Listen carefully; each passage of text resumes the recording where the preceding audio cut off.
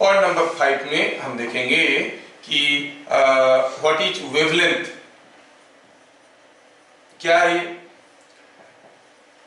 The distance between two particles of the medium, two particles of medium vibrating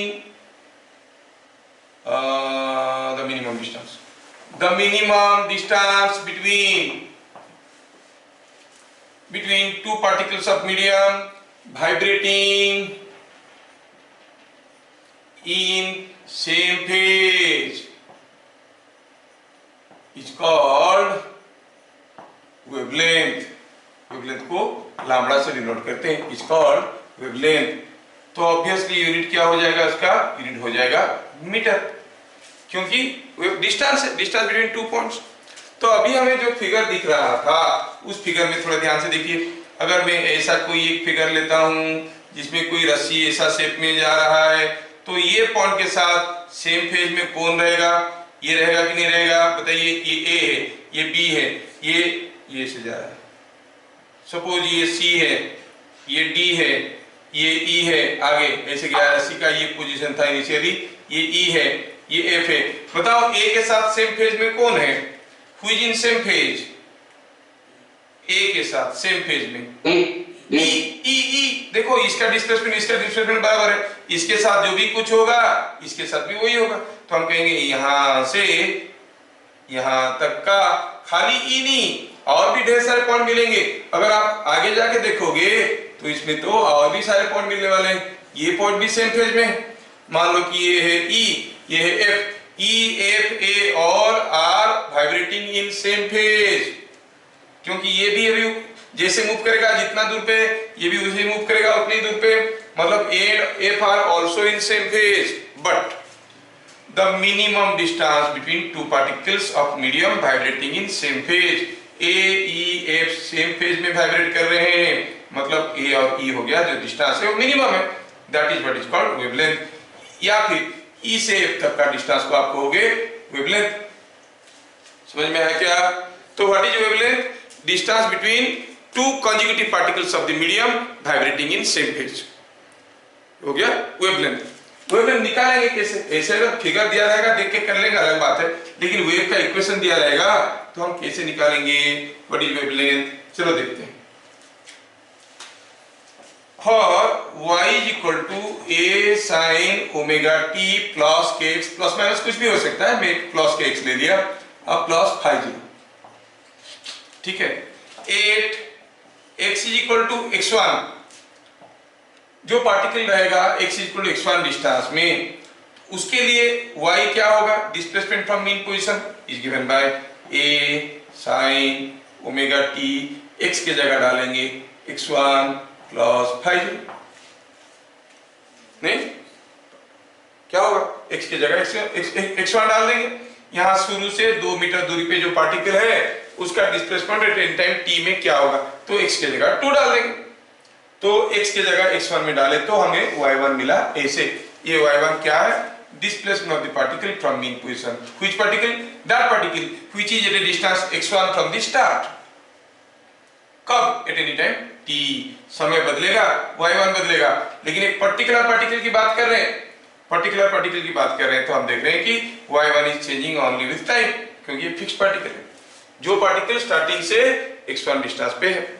suppose हम दूसरा particle लेंगे 8 x is equal to x1 plus 2 pi by k, ऐसे अपनी मर्जी से ले लिए। देखो क्या हो रहा है। अब उसके लिए डिस्प्लेसमेंट क्या होगा? कोई दूसरा पार्टिकल है तो दूसरा डिस्प्लेसमेंट होगा। I will write y2, what is that?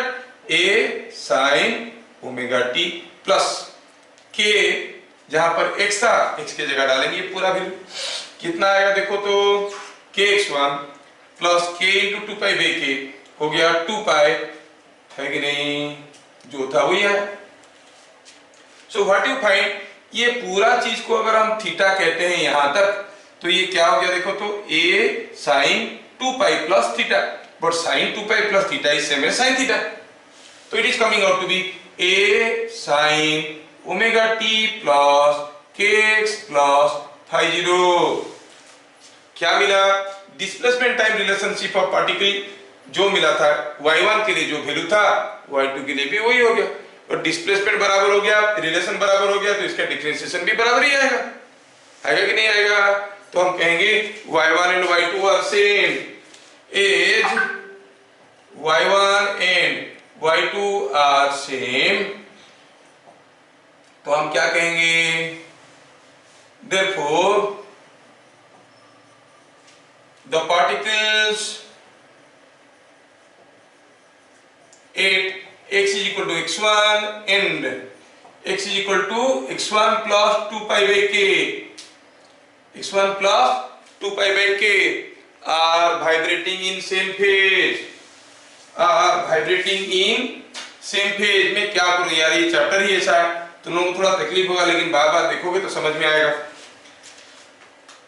The particles at x is equal to x1 and x is equal to x1 plus 2 pi by k are vibrating in same phase। समझ में आया, क्योंकि x is equal to x1 में जो particle था उसका displacement time relationship जो था x is equal to x1 plus 2 pi by k में जो पार्टिकल था उसका भी डिस्प्लेसमेंट टाइम रिलेशनशिप एग्जैक्टली वही आ रहा है। So dy1 by dt will give you the velocity of the particle. ये dy2 by dt will be giving you the velocity of the particle, but y1 and y2 are same. So both these particles are having same displacement and same velocity, so vibrating in same phase। समझ में आया? तो ये दोनों particle same phase में vibrate कर रहे हैं। हमारा वेवलेंथ क्या था, distance between two consecutive particles vibrating in same phase, है ना। So distance between these particles is called wavelength।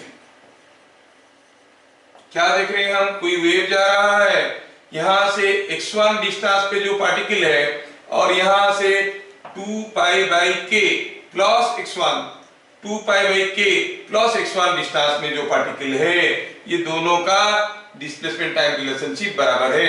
मतलब किसी समय में ये अगर यहाँ पर है, ये भी यहाँ पर है, ये नीचे है, ये नीचे आ रहा है, वो नीचे आ रहा है,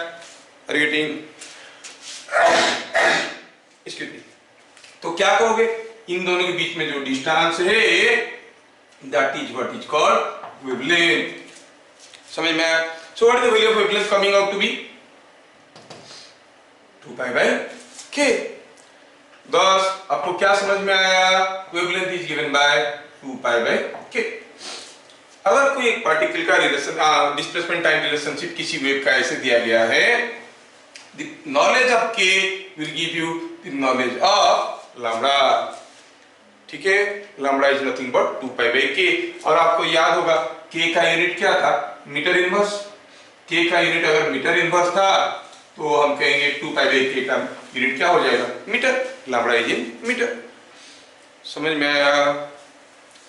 तो हमें समझ में आ गया कि जो हमारा वेव है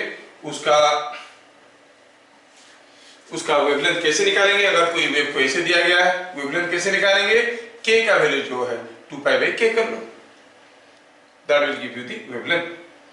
f कैसे निकालेंगे, 2 pi f is equal to omega. Omega अगर मालूम है, t का कोफिशिएंट मालूम है, उसको 2 पाई f करो, उसमें से f का वैल्यू मिल जाएगा।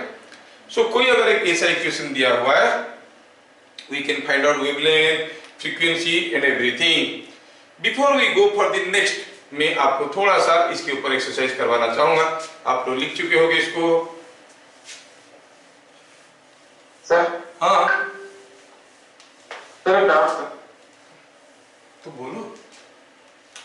सर जो बोले x1 plus 2 pi by k, sir मैं वहां पर 3 pi by k ले सकता हूं। 3 पाई बाई k लेने से होगा क्या, आएगा उधर 3 pi, sin 3 pi plus theta is same as sin theta.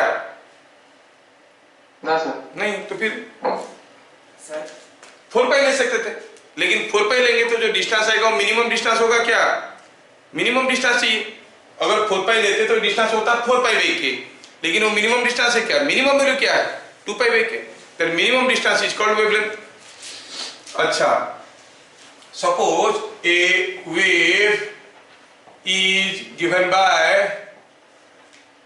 y is equal to 20 sin omega, say it is 200t plus or minus 4 minus z by 5 plus pi by 6, where y is in millimeter, z is in centimetre, ऐसा करके दिया है। Find amplitude, frequency, wavelength, initial phase. देख लो, कोई wave ऐसे आपको दिया गया है। How to know the components of different और the different parameters associated with a wave. Find ये सब चीज। तो क्या दिया है? y is in millimetre, z is in centimetre. क्या आप बता सकते हो a क्या लेंगे? इसको किसके साथ कंपेयर करेंगे? यस यस यस, पहले ऐसे लिखेंगे, comparing with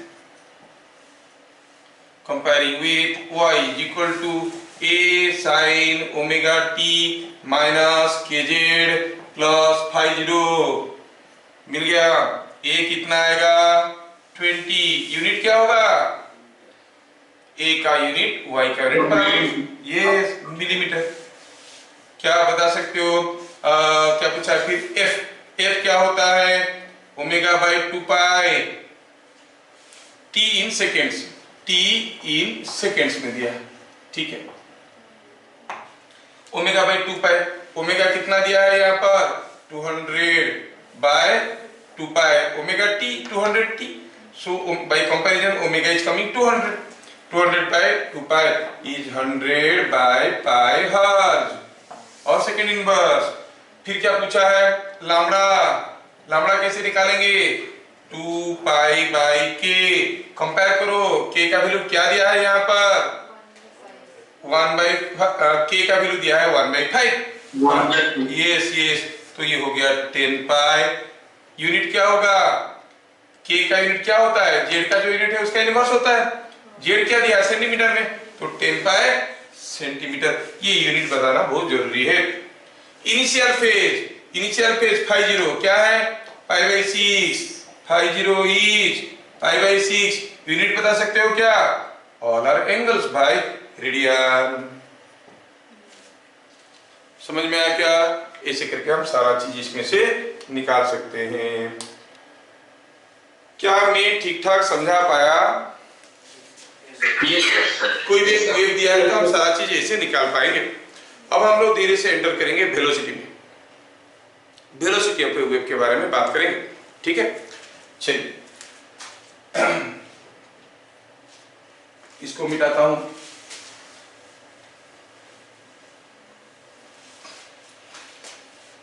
point number 6, velocity of particle. कोई पार्टिकल के वेलोसिटी के बारे में बात करेंगे। जब मीडियम में वेव जा रहा है, सारा पार्टिकल ऑसिलेट कर रहा है, पार्टिकल का वेलोसिटी निकालने की कोशिश करेंगे। For a wave y is equal to a sin omega t plus kx plus phi 0. Any particular particle for any particular particle कोई एक पर्टिकुलर पार्टिकल के लिए व्हाट इज कांस्टेंट बताओ। ये पूरा एक्सप्रेशन में क्या चीज है जो नहीं बदलेगा? कोई एक पर्टिकुलर पार्टिकल, यहां से कोई पार्टिकल को हम कैसे लोकेट करते हैं? वेव कितना दूर गया? x।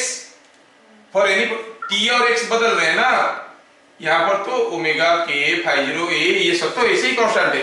Out of t and x what will be constant for a particular particle? x is constant. ये पार्टिकल नहीं, ये पार्टिकल तो ये लेंगे x, ये पार्टिकल के लिए ये लेंगे x। कोई पर्टिकुलर पार्टिकल के लिए x इज कांस्टेंट। अगर x कांस्टेंट हो गया, सोचो कोई एक पर्टिकुलर पार्टिकल, मतलब जो पार्टिकल शुरू से 10 मीटर दूरी पे है, तो उसका इक्वेशन लिखना है तो क्या लिखेंगे? a sin omega t plus k into 10 plus phi 0, ऐसे करके लिखेंगे। तो अब देखो k is a constant, k into 10 is a constant, phi 0 is a constant. ये सारा चीज मिलके कांस्टेंट हो गया नहीं? तो for any particular particle y क्या हो गया? देखो तो a sin ओमेगा टी, और ये सारा चीजें कांस्टेंट हो गया, you can call it C,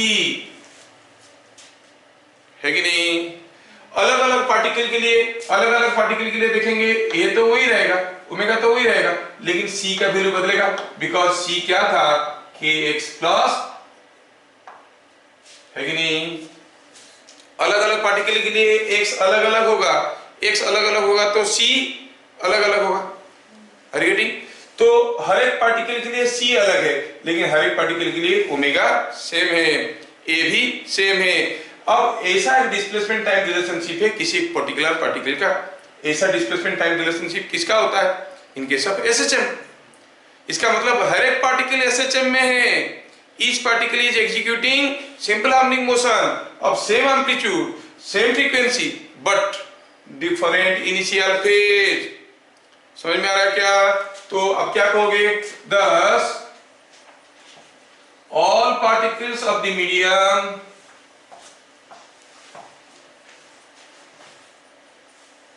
are executing SHM of same amplitude, same frequency, but different initial phase। सारे पार्टिकल एसएचएम में है, हर एक पार्टिकल का एम्पलीट्यूड बराबर है और इनिशियल फ्रीक्वेंसी बराबर है, बट इनिशियल फेज सबका अलग अलग है। समझ में आया? So when A harmonic wave is passing through a medium का हर एक पार्टिकल एसएचएम कर रहे हैं, पर एसएचएम कर रहे हैं तो पार्टिकल का वेलोसिटी निकालना तो आपको आता है। कोई पार्टिकल एसएचएम कर रहा है एट एनी डिस्प्लेसमेंट x, उसका वेलोसिटी निकालो omega into root over of a square minus x square. Maximum velocity निकालो a ओमेगा, है कि नहीं? एक्सीलरेशन निकालो ओमेगा स्क्वायर a और ओमेगा स्क्वायर x। तो अब पार्टिकल का वेलोसिटी चाहो, एक्सीलरेशन चाहो, कुछ भी चाहो आप निकाल सकते हो। कोई एट एनी टाइम t, उसका वेलोसिटी क्या हो जाएगा? Just differentiate, you find dy by dt। dy by dt क्या हो जाएगा? It will be a omega cos omega t plus c। हम लोग एसएचएम में पढ़ चुके हैं, और कोई एक पार्टिकल का डिस्प्लेसमेंट टाइम रिलेशनशिप दिया रहेगा एसएचएम में, उसका वेलोसिटी निकालना हमें आता है कि नहीं? तो एक चीज तो हम लोग यहां पे लिख देंगे, maximum velocity of any particle, अंदर जितना पार्टिकल है सारे ऑसिलेट कर रहे हैं, मैक्सिमम वेलोसिटी किसी एक पार्टिकल का क्या हो सकता है? अगर ये वेव जा रहा है, मैक्सिमम वेलोसिटी क्या होगा? एसएचएम में जो मैक्सिमम वेलोसिटी होता है, एसएचएम में जो मैक्सिमम वेलोसिटी होता है वो क्या होता है? a into omega. तो अगर कोई ऐसा वेव किसी एक मीडियम के अंदर से जा रहा है, हर एक पार्टिकल ऑसिलेट कर रहे हैं, हर एक का वेलोसिटी बदल रहा है, डिस्प्लेसमेंट बदल रहा है, लेकिन हर एक पार्टिकल का मैक्सिमम वेलोसिटी सेम है, ठीक है ना?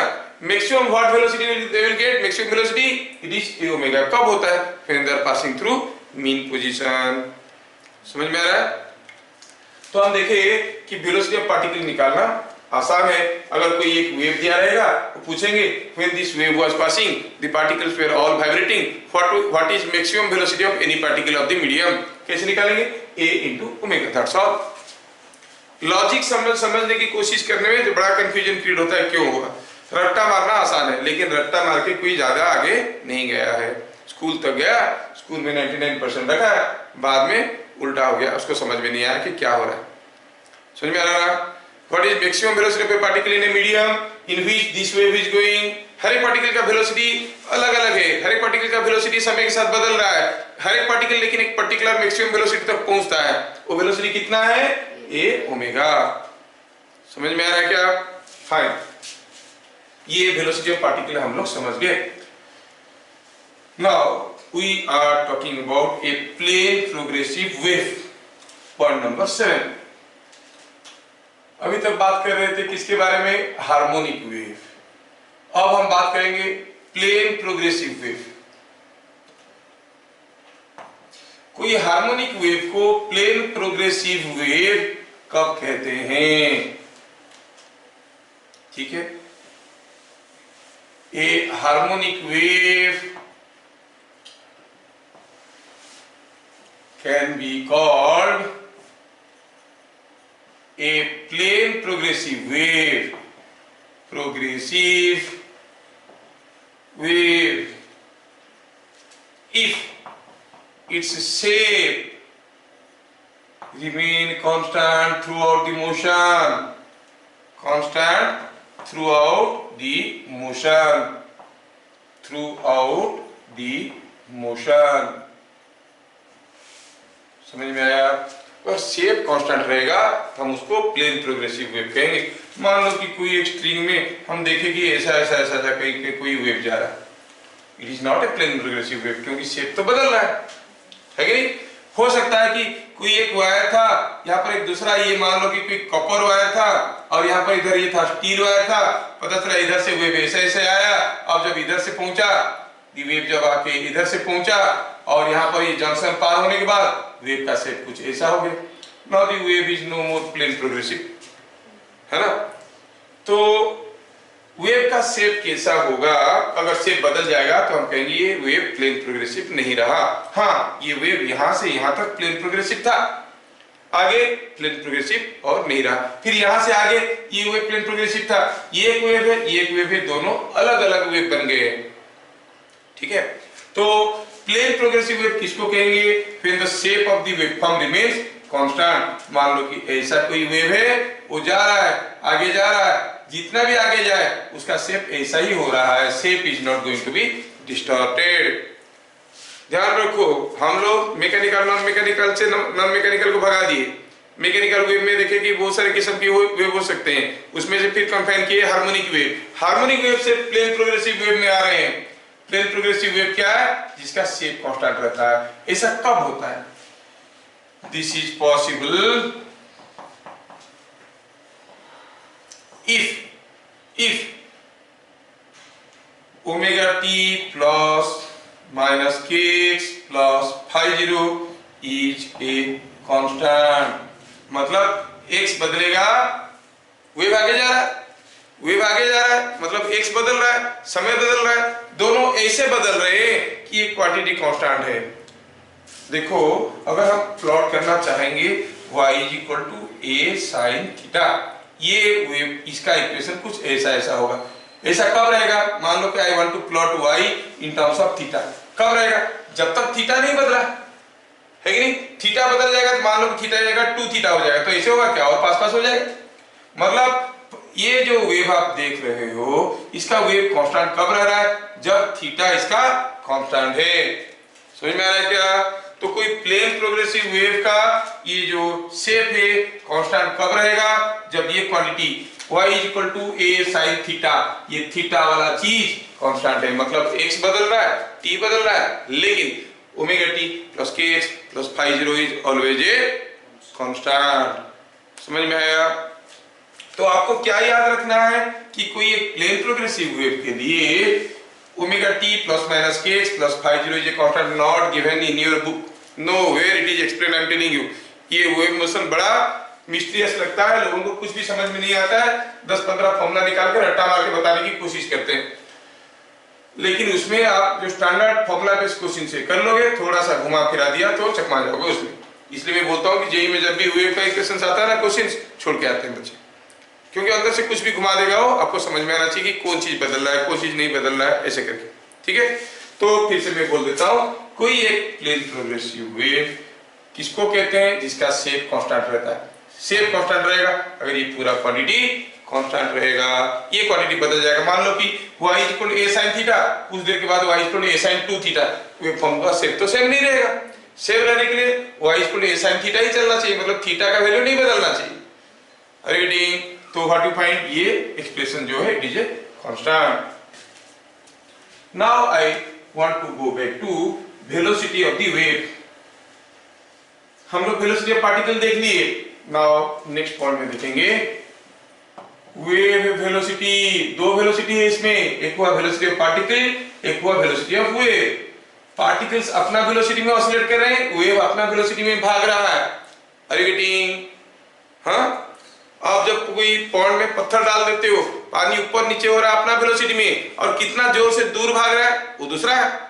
The velocity of propagation is something different, that is called wave velocity. Velocity of oscillation is something different, that is particle velocity. Now I want to talk about wave velocity. Wave velocity को हम लोग v से denote करेंगे। क्या लिखेंगे इसको? लिखेंगे dx by dt। यहाँ पे कुछ मजेदार इंटरेस्टिंग एक्सप्रेशंस आएंगे, थोड़ा ध्यान से समझने की कोशिश करना। वेलोसिटी होता है dx by dt। क्यों? x क्या था? बिकॉज x क्या है? Wave displacement. ये अगर वेव का डिस्प्लेसमेंट है तो rate of change in displacement तो वेलोसिटी होता है, तो वेलोसिटी ऑफ वेव हो गया dx by dt।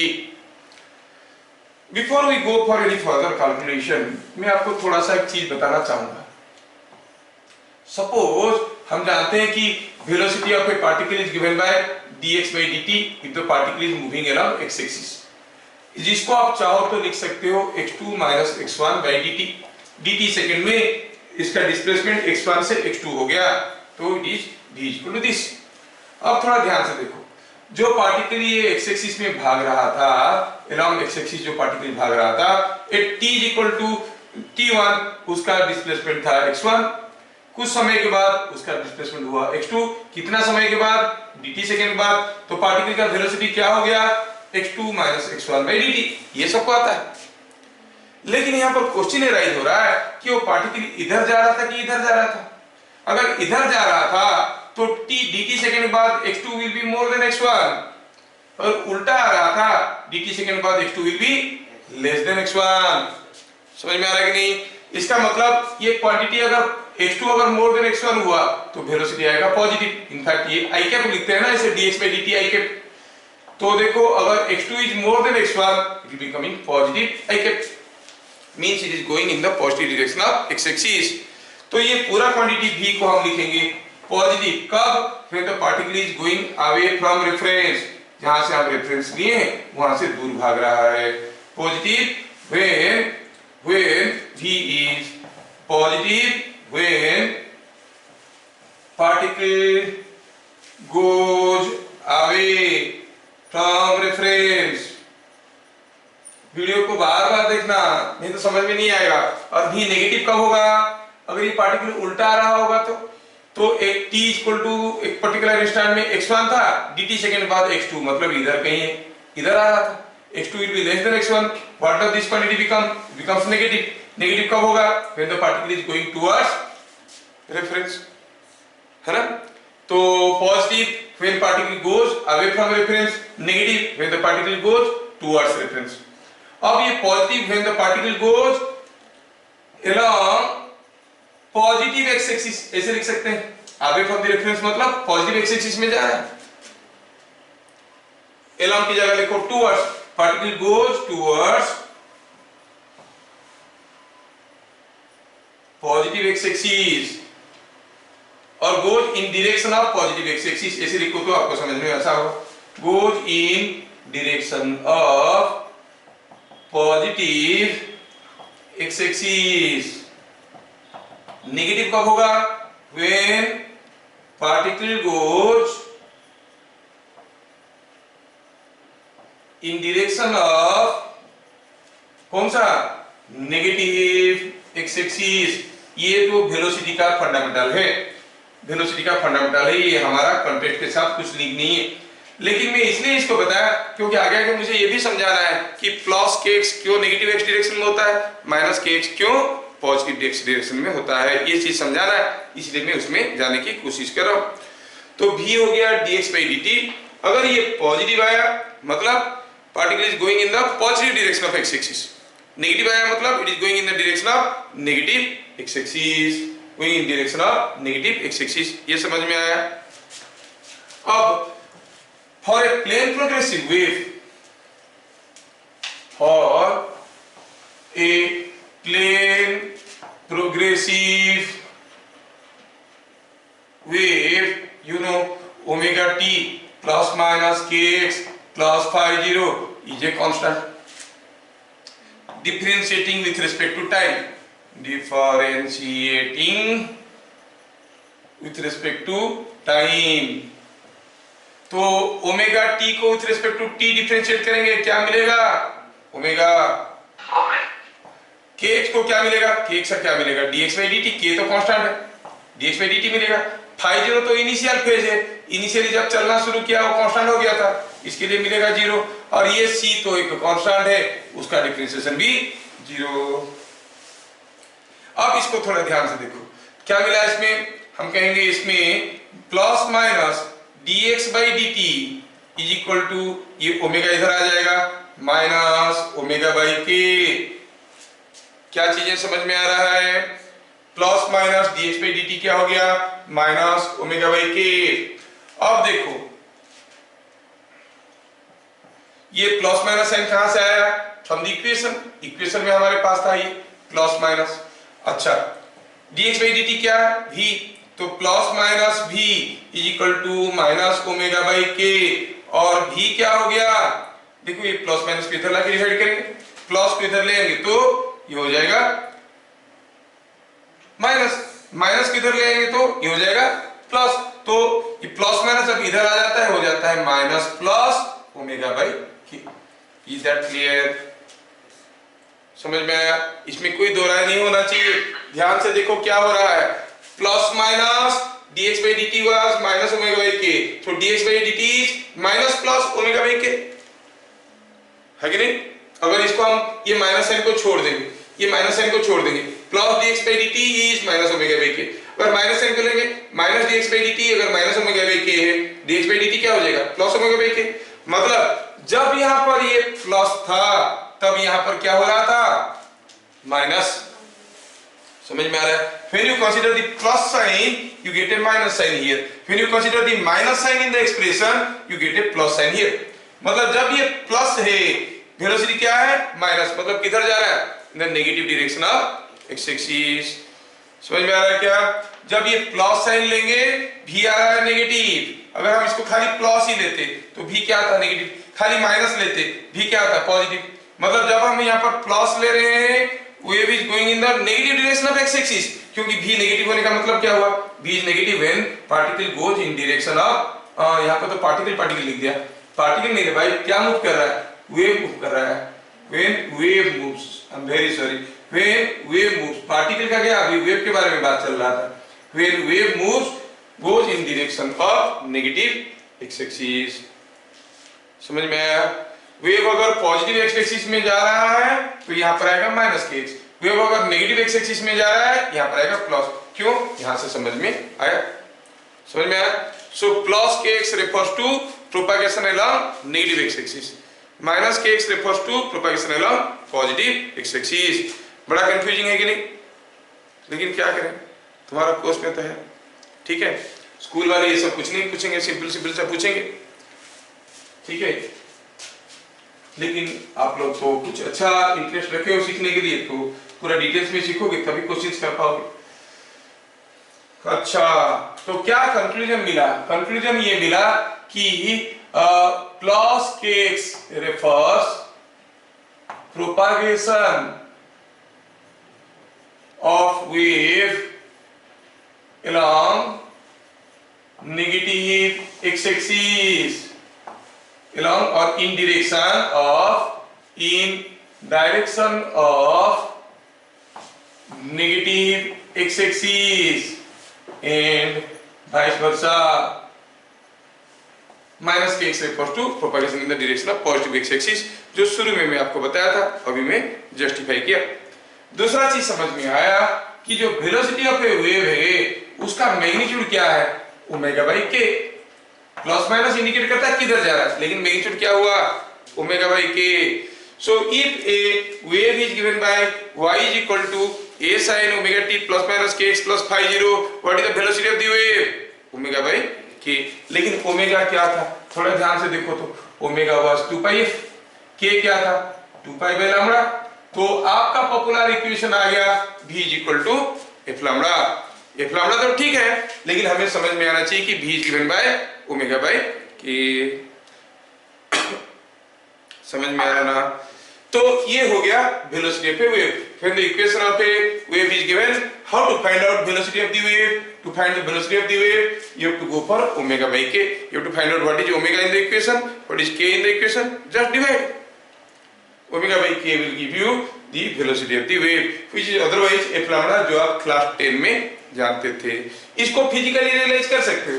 जैसे जैसे मान लो कि मैं अगर यहाँ पर एक वेव बनाया तो एक वेव बन गया, मतलब जब तक मैं एक वेव कंप्लीट किया तब तक ये वेव यहाँ तक गया था।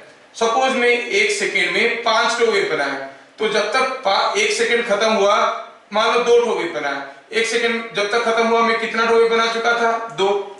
तो एक सेकेंड में मैं 2 वेव बनाया, तब तक वेव कितना दूर गया है? यहां से यहां तक। ये कितना दूर है? यहां तक है एक वेवलेंथ, यहां तक है दूसरा वेवलेंथ। कितना गया है? 2 लैम्डा। कितने समय में गया है? जितना समय में मैं 2 वेव बनाया। कितना समय में मैं 2 वेव बनाया? 1 सेकेंड। तो 1 सेकेंड में वेव कितना दूर गया? 2 lambda. So what is the velocity? 2 lambda by 1। 1 second में अगर 3 वेव बनाता तो वेलोसिटी क्या होता? 3 लैम्डा बाय 1। f वेव बनाता तो वेलोसिटी क्या होता है? f lambda by 1, that is v equal to f lambda. जो आप कहते हो कि velocity of wave is equal to v equal to f lambda, वो क्लास 10 लेवल में समझते हैं, लेकिन from wave equation you must understand velocity of the wave is given by omega by k। क्या ये चीजें सबको समझ में आ रहा है? यस। हाँ, तो अभी हम लोग जितना चीज पढ़े और ज्यादा है उसका इंटेंसिटी सब कुछ देखेंगे, लेकिन थोड़ा समराइज कर लेते हैं। थोड़ा सारा चीज को समराइज कर दें तो बढ़िया रहेगा, क्योंकि सारे का जो व्हाई हाउ होता है वो व्हाई हाउ काफी लोगों को जरूरत नहीं होता है।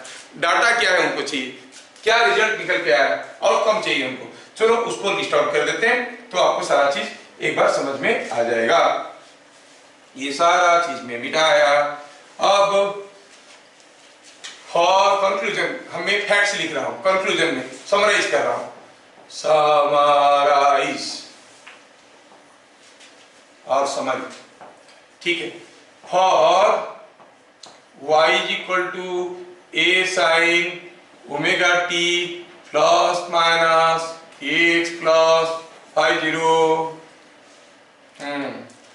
एम्पलीट्यूड क्या है? Amplitude is a। फ्रीक्वेंसी क्या है? Frequency is omega by 2 pi. Wavelength क्या है? 2 पाई बाई k, है कि नहीं? vp maximum particle velocity, maximum particle velocity क्या हुआ? It was a omega. Yes. और क्या पढ़े? वेव वेलोसिटी क्या है? Wave velocity is omega by k। नहीं, अगर f निकाल सकते हो, f इंटू लैम्डा भी कर सकते हो, f इंटू लैम्डा भी कर सकते हो। इतना चीज आपको याद रखना था, समझ में आया? इतना चीज आपको याद रखना था। अभी इसके ऊपर क्वेश्चंस कैसे आएंगे? डायरेक्टली कोई इक्वेशन दिया रहेगा, आपको ये सारा चीज पूछा जाएगा। एक इक्वेशन दिया रहेगा और ये सारा चीज आपको पूछा जाएगा, ठीक है? तो ध्यान से देखना कैसे क्वेश्चंस आते हैं। ये सारा इक्वेशन आपको याद रह गया है।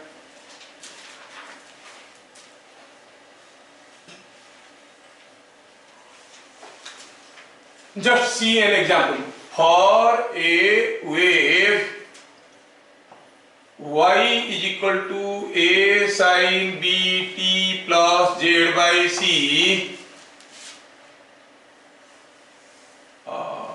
a sin b t plus z by c, what does a b c represent?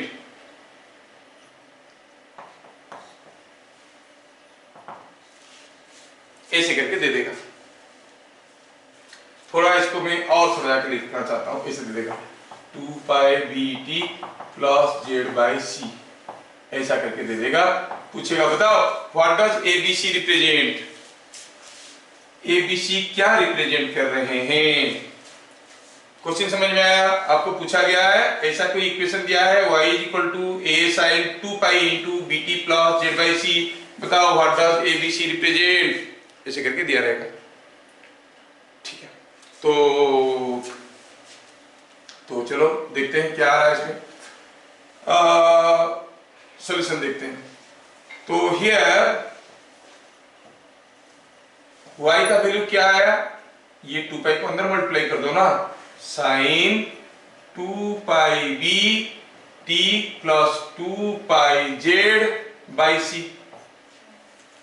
Comparing with wave का general equation, comparing with y is equal to a sin omega t plus kz। क्या मिल गया? Omega क्या आ रहा है? Omega is coming 2 pi b। तो b क्या हो गया?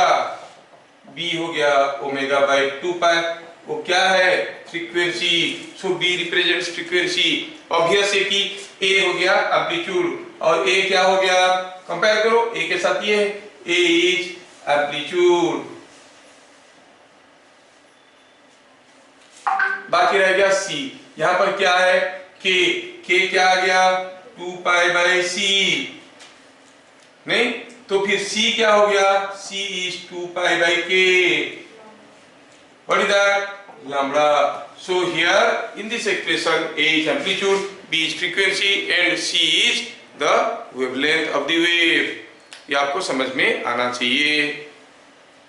ऐसे करके दिया रहेगा, उसमें से एबीसी क्या रिप्रेजेंट करते हैं वो पूछेगा।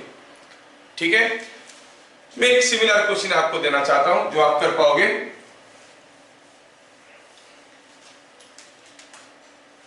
For a wave y is equal to a sin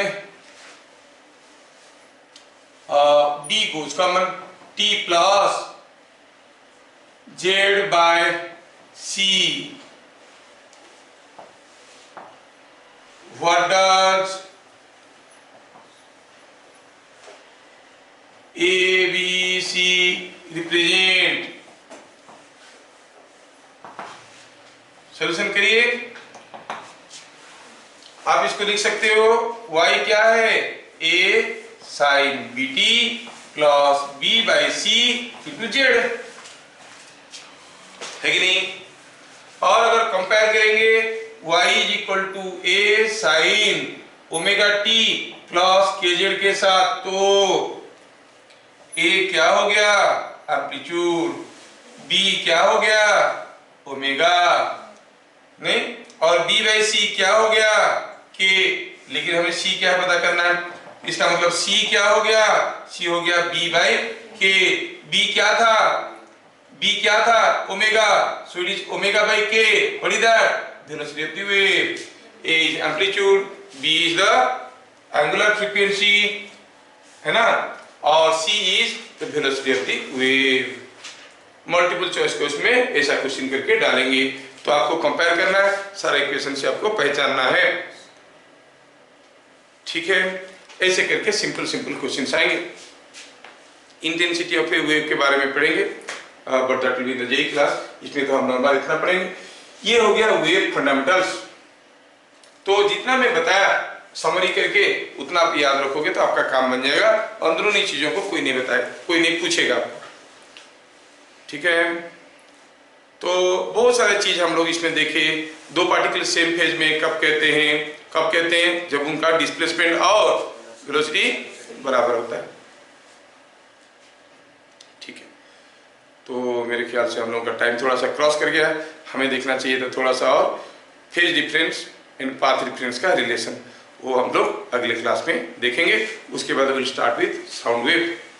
ठीक है, ओके।